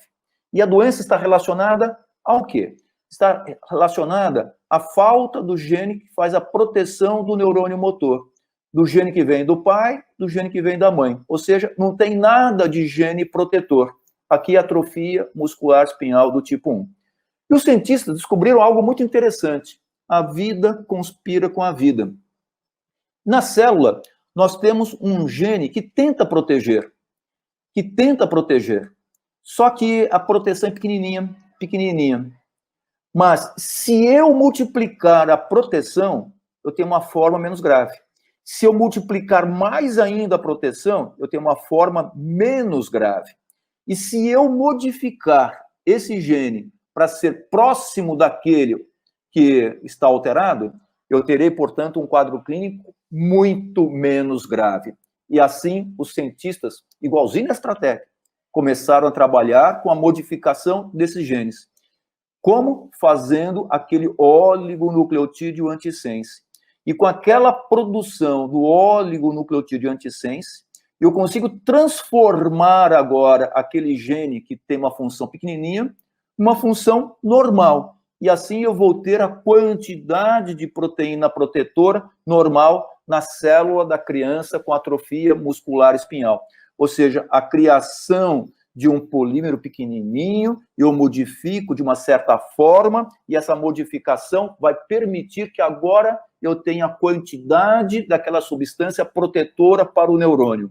Eu injeto agora essa substância na coluna da criança, ou seja, na RAQ, no líquido que banha a medula nervosa, chamado líquido cefalorraquiano, e assim eu vou ter agora a substância que vai proteger o neurônio motor da criança. E se eu tratar essa criança precocemente, bem precoce, tem a potencialidade de modificar muito a doença, até permitindo-se que ela ande.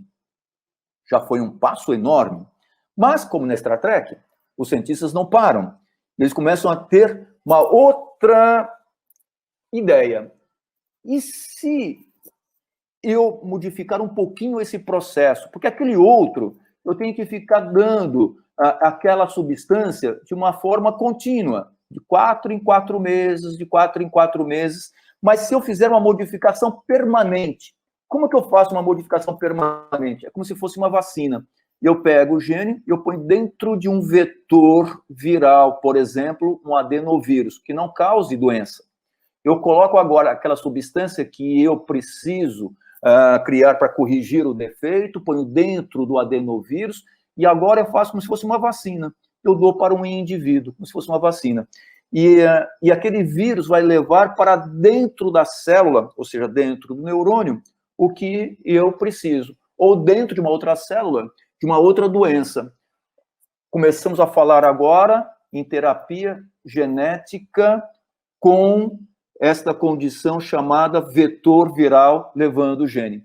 A primeira pessoa tratada desta forma foi em 1990, uma moça chamada Ashanti da Silva. Ela tinha uma doença muito grave, era uma imunodeficiência combinada, ou seja, era criança que ficaria na bolha, ela não poderia ter contato com nada. Qualquer substância viral, bacteriana, levaria uma condição tão grave para ela que ela não viveria. E assim foi feito esse tratamento de correção e ela teve uma evolução maravilhosa, espetacular, e aqui está ela, praticamente curada desta doença chamada. E nós começamos a ficar bastante entusiasmados com a técnica, mas eis que sempre tem as pedras no caminho. E essa pedra foi vista por esse moço chamado Jesse Gelsinger. No tratamento com essa terapia genética, com vetor viral, ele desenvolveu uma hepatite fulminante e morreu em poucos dias. E assim tivemos uma parada nessas técnicas, Só que com o passar do tempo, as técnicas foram sendo aperfeiçoadas. Nós estamos no ano de 2016, são poucos os tratamentos ainda, mas vejam só o que aconteceu nos últimos 4 anos. Tratamento com terapia genética, olha só a quantidade agora que está aparecendo de terapia, e a proposta para o ano 2020, 2021, 2022, são várias moléculas que estão sendo criadas para que nós possamos tratar vários tipos de doenças, e até aquelas doenças neurodegenerativas, que não tinha nada para ser feito do ponto de vista de parar da doença. Dentre elas, doença de Parkinson, dentre elas, esclerose lateral amiotrófica, e nós estamos vivendo uma época bastante auspiciosa, bastante esperançosa. Por qual razão? Então, veja o que aconteceu.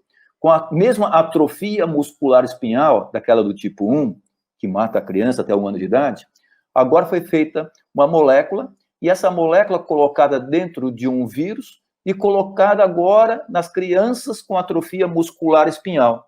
E o que aconteceu com essas crianças? Colocando-se essa molécula agora como se fosse uma forma de vacina, uma única aplicação, não precisa repetir. E a forma de tratamento que está sendo criada é aquela in vivo ou ex vivo, não importa, mas no final o que a gente quer é jogar a substância adequada, do jeito certo, no local adequado, e essa menina aqui, a Evelyn, ela tem atrofia muscular espinhal do tipo 1, ela foi tratada com essa técnica, olha só, ela anda, e ela tem uma vida espetacular. Isso se encontra aqui no YouTube, é possível seguir, ou seja, parece milagre. É tudo aquilo que se encontra na natureza. Nós só estamos acelerando esses processos existentes. O grande problema, essa técnica fantástica, maravilhosa, ela é custosa. Mas quanto que é custoso? 2,1 milhões por dose. Esse é o preço dessa técnica. Mas quando nós fizemos o primeiro sequenciamento do nosso DNA humano, custou 1 bilhão e 200 milhões de dólares. E hoje nós fazemos um sequenciamento do DNA humano com 2 mil dólares, mais ou menos. E demorou-se quase 2 anos para se fazer o sequenciamento antes, e hoje nós fazemos em 40 dias. Ou seja, com o passar do tempo, ocorrerá um barateamento dessas técnicas, não tem dúvida nenhuma. Mas, do ponto de vista de perspectiva de custo para essas terapias gênicas, então, olhem só para o ano 2024, que se encontra aqui, próximo de 4 trilhões de dólares, por tanta molécula que está chegando para que nós façamos essa terapia genética.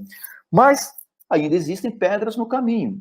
Ou seja, nós temos que aprender ainda os truques da técnica, que a natureza utilizou por bastante tempo. Nós temos que ter segurança. Vejam só em relação à vacina para o Covid, SARS-CoV-2. Nós temos que ter segurança. Nós temos que saber as melhores formas para a aplicação dessas condições, os melhores jeitos de aplicação. Será que a aplicação dessas moléculas, a melhor forma, ela é oral? Algumas são orais, mas nem todas. Subcutânea, intramuscular, endovenosa, no líquido cefalorraquiano, ou jogando a molécula no tecido, porque muitas vezes nós produzimos uma molécula muito interessante, só que o resultado não é satisfatório. Mas esse moço, que é carioca, só que ele fez a sua residência médica na Escola Paulista de Medicina, a metade da sua pós-graduação na Escola Paulista de Medicina, e atualmente ele se encontra no Canadá, o Alessandro Abraão Júnior. E ele se encontra num local maravilhoso, chamado Sunnybrook. E lá, juntamente com o professor Lawrence Zimmerman, ele está desenvolvendo uma técnica chamada minimamente invasiva, mas é muito minimamente invasiva mesmo, ou seja, não precisa de nada de aplicação desse jeito, como que nós vimos. E essa técnica minimamente invasiva é para permitir que aquela molécula que nós criemos, ela chegue na célula adequada. E quando se fala em sistema nervoso central, para a paresia espástica hereditária, é sistema nervoso central. Então, a molécula tem que chegar lá no neurônio. E nós temos uma barreira muito grande, chamada barreira hematoencefálica. Essa barreira, ela impede que substâncias externas, elas cheguem dentro do sistema nervoso. Isso é muito importante, porque, caso contrário, nós teríamos meningites, com frequência muito grande. Então, tem que ter essa barreira apropriada. Mas essa barreira que impede que substâncias externas cheguem dentro do sistema nervoso, também ela impede que o medicamento chegue no sistema nervoso, que o remédio chegue no sistema nervoso. E assim, há necessidade de fazermos pequenas aberturas transitórias nessa barreira. E é isto que o Dr. Agessandro e o Dr. Lorne Zimmermann estão fazendo. Ou seja, que pequenas moléculas elas possam entrar para dentro do sistema nervoso de uma forma melhor. Mas como fazer isto sem machucar os tecidos? Aí vem um truque. Qual que é o truque? Através da administração de como se fossem microbolinhas no vaso e dando uma onda de choque. E essa onda de choque faz com que as moléculas agora elas abram as pontezinhas dos vasos e assim eu consigo passar por essas pontezinhas e ela vai chegar dentro do sistema nervoso. Ou seja, eu estou ampliando a potencialidade das moléculas que eu crio para que elas façam a sua função naquele tecido que precisa ser curado, que ela possa passar pela barreira hematoencefálica. E falando-se em paraparesia espástica hereditária, uma forma chamada SPG5, essa forma SPG5, já existe uma molécula para ela. Olhem só, já estamos falando em tratamento para uma das formas de paraparesia espástica hereditária. Só que a molécula ela tem que chegar no sistema nervoso central, ou seja, lá no cérebro, para que a quantidade dela seja eficiente para consertar o defeito que esteja acontecendo. E na SPG5 é uma condição onde que uma substância produzida ela é tóxica para o sistema nervoso. E se eu impedir a produção dessa substância tóxica, eu estaria modificando, portanto, a doença.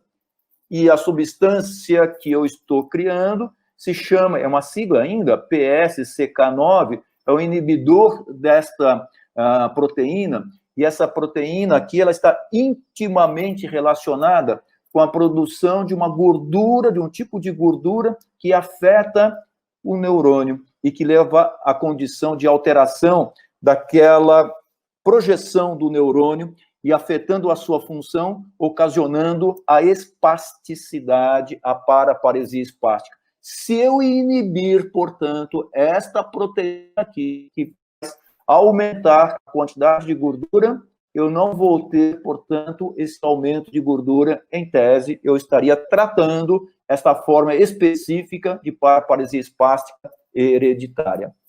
Mas o sapiens, ele é sapiens até um certo ponto, mas aí começa a querer ser God sapiens, ou seja, Deus sapiens. Então não basta mais agora só tratar doença. Eu já começo a ter outros sonhos, ou seja, de ter um sonho de uma criança que estaria dentro dos meus sonhos. Aquela criança perfeita. O que é a criança perfeita? Sem nenhuma doença, uma criança de características da família, por exemplo, cabelo claro, olhos azuis, pele não sei de quanto forma, ou uma pele mais resistente ao sol, e assim a gente começa a fazer a engenharia genética. Estou procurando, portanto, aquilo que é o perfeito, mas não só do ponto de vista morfológico, mas também do ponto de vista de inteligência. Ou seja, aquela criança que fosse mais inteligente, exemplo que aparece igualzinho no Einstein, né? Uma criança Einstein, ou ainda na forma atlética perfeita. Por exemplo, o Usain Bolt, o homem-raio. Mas quem vai pagar tudo isso? Esse é um outro problema. Nós não temos tanto dinheiro para essa condição, mas você pode ter certeza que aparecerão as empresas. Então, por exemplo, a própria Coca-Cola, que vai patrocinar a criança perfeita, aquela que você esteja escolhendo. E desta forma, nós vamos começar a fazer a chamada medicina personalizada de escolha.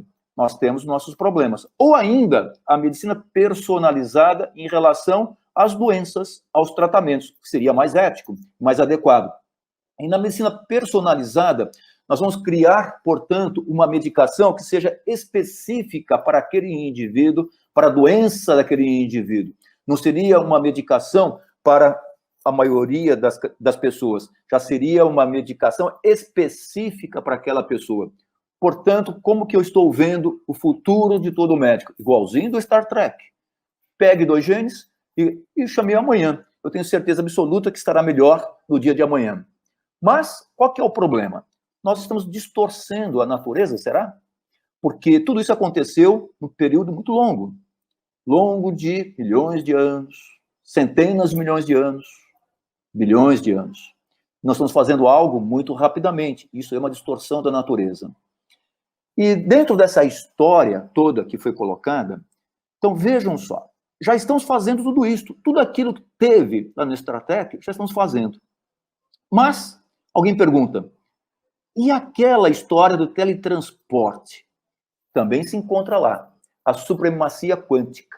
Quando se fala em supremacia quântica, isso é um modelo muito interessante, porque esse computador que eu estou utilizando, essa ferramenta que nós estamos utilizando hoje para falar com vocês, ela é uma ferramenta binária, ou seja, ela tem um bit, que pode ser 0, por exemplo, que é o cubo laranja, e outro bit, que é 1, que é o cubo rosa. Então, nós temos no nosso computador essas sequências binárias, 00, 01, 10, 1, e assim vai. E essa forma de colocação dos bits é que nós fazemos na nossa comunicação. É só uma questão de transformar essa leitura em técnicas como essas que estamos vendo. Já os bits quânticos, que tem lá no Star Trek, é um pouquinho diferente. Nós temos o cubo do meio. O cubo do meio, ele não é nem laranja e nem cor-de-rosa.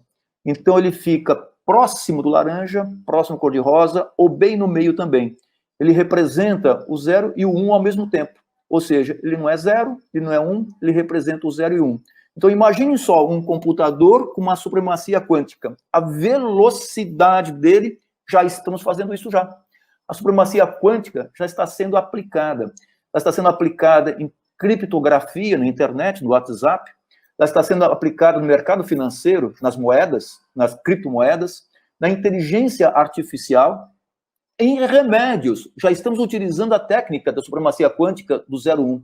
Ou seja, ele fica pulando para 0 para 1 de uma forma específica, e esta condição está sendo aplicada para o teletransporte também, que é o teletransporte quântico. Aqui eu falei, não, isso é um absurdo, não é possível.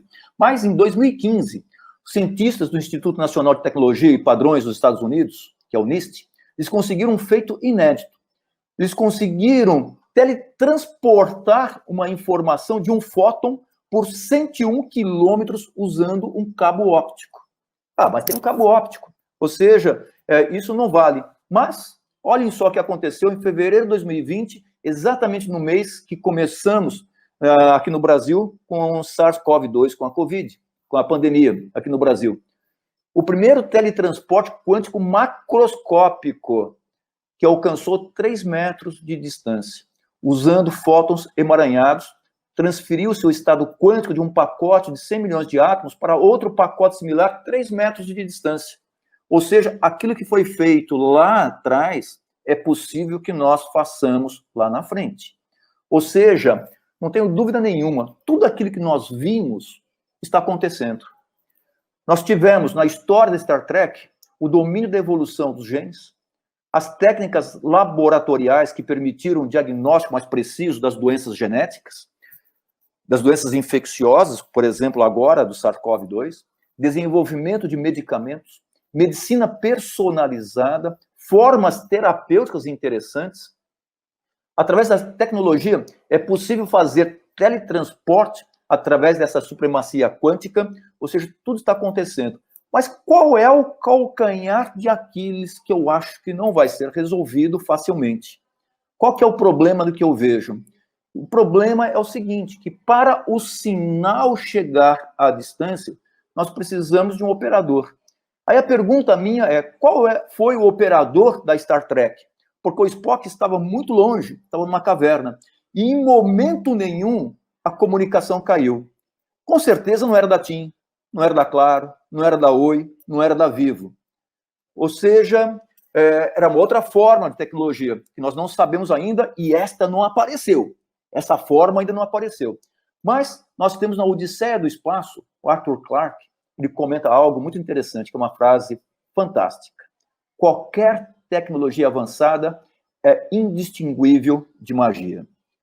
Senhores e senhoras, não tenham dúvida, nós estamos vivendo uma época de magia, uma época fantástica, maravilhosa de magia, que permite que nós sonhemos, que permite que nós viajemos para o espaço, que permite que nós imaginemos um dia sem doenças genéticas, sem paraparesia espástica hereditária ou outras doenças correlatas, ou seja, com vida longa e mais próspera, que é o lema da Star Trek, Live Long and Evolve. E para vocês, um dia lindo, maravilhoso, espetacular, e muito obrigado por essa oportunidade, por fazermos essa viagem junto de vocês, nessa nave muito linda, chamada Associação Paraparesia Espástica Hereditária Correlatas. Muito obrigado para vocês, um dia lindo.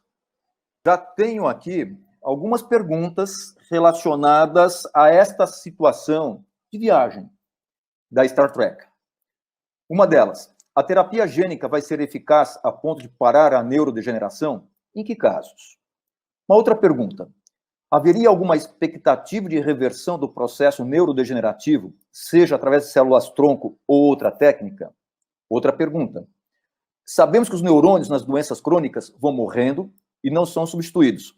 Mas será que existe alguma vitamina que ajude a mantê-los saudáveis por mais tempo? Bom, tudo bem. O que nós estamos aprendendo em relação a essa história da vida? Primeira coisa, nutrição. Nós precisamos de nutrientes. Qualquer ser vivo precisa de nutriente. O ser humano não é diferente. Bastante nutriente. Mas nós pagamos.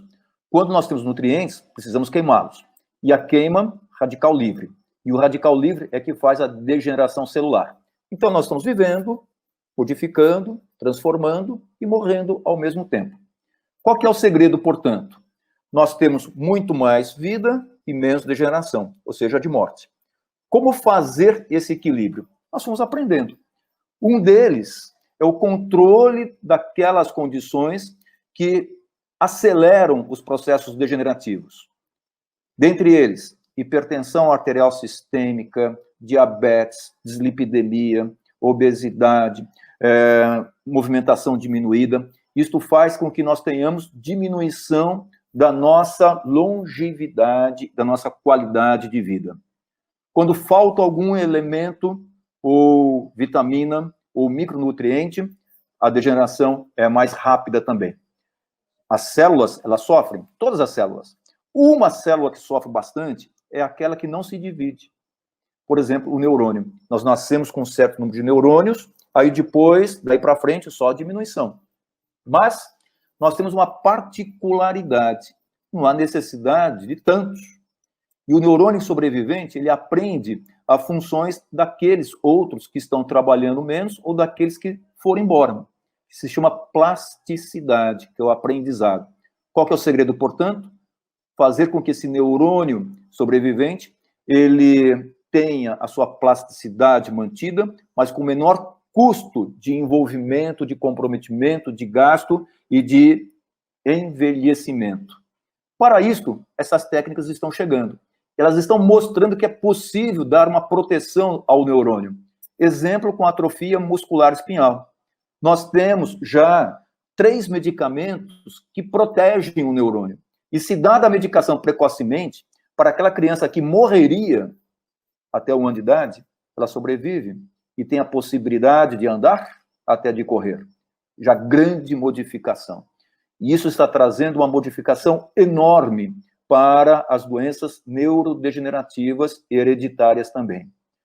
Como na Star Trek, eu não tenho dúvida nenhuma que nós teremos remédio para todas as doenças, porque, no final, todas elas têm uma base genética. Todas elas têm um componente que está envolvido no processo de vida e de morte e de degeneração. E se eu der potencialidade de vida mais forte, eu vou ter uma célula mais forte. Se eu diminuir o processo de neurodegeneração, eu vou ter uma célula mais longeva. E se eu evitar, inibir o processo de morte, muito mais longeva ainda e com uma potencialidade de maior segurança. Então, como na Star Trek, eu vejo um futuro brilhante, desde que nós não acabemos com esse planeta Terra antes.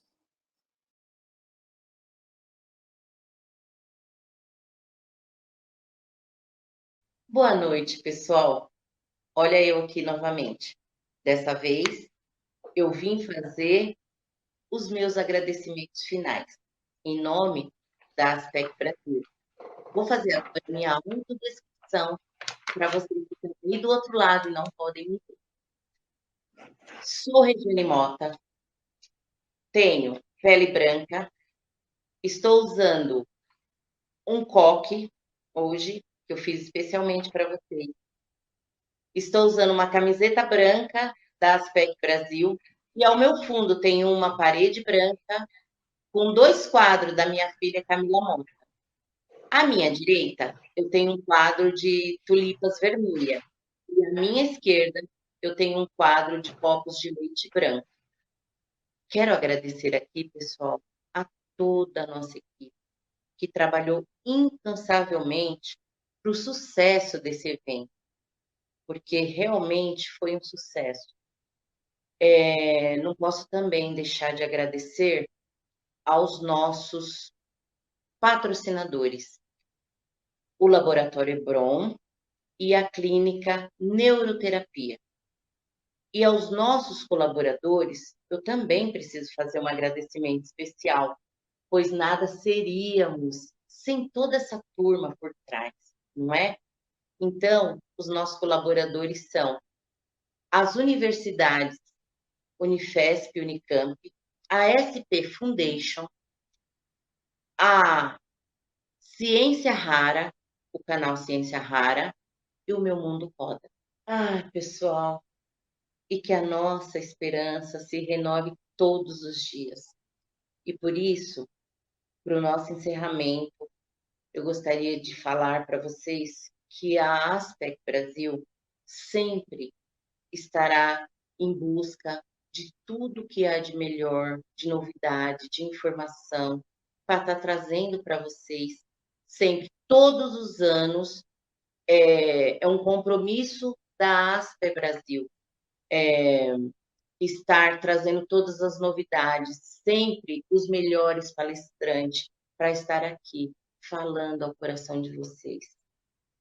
Eu quero que vocês, por favor, a todos vocês que estão aí nos assistindo, me assistindo nesse momento, repliquem essas informações, coloquem em suas redes sociais, faça essas informações chegar àquela pessoa que está lá do outro lado, seja onde ela estiver, sabe?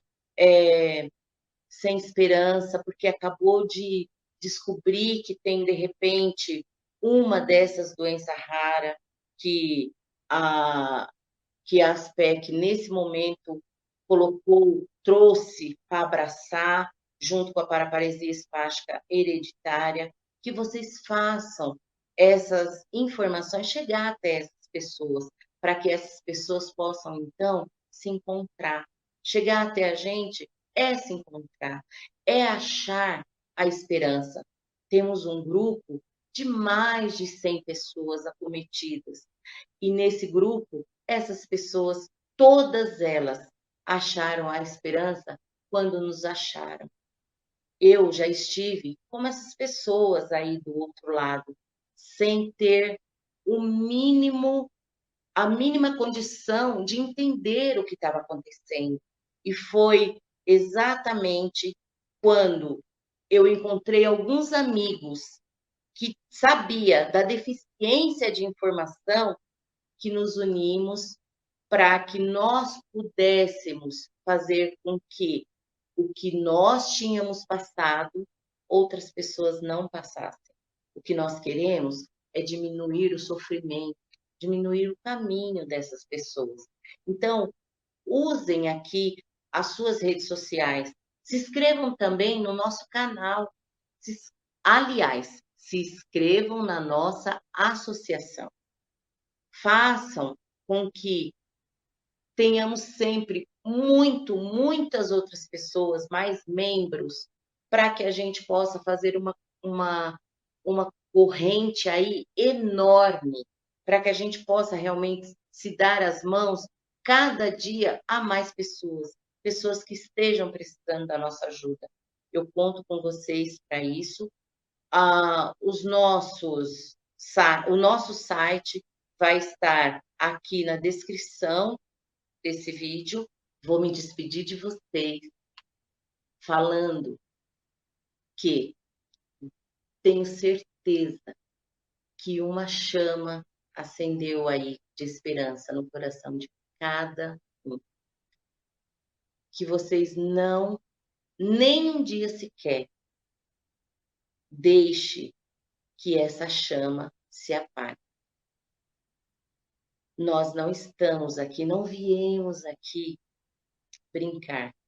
Eu sei que aqui na Terra, é um lugar de aprendizado. Viemos para aprender mesmo.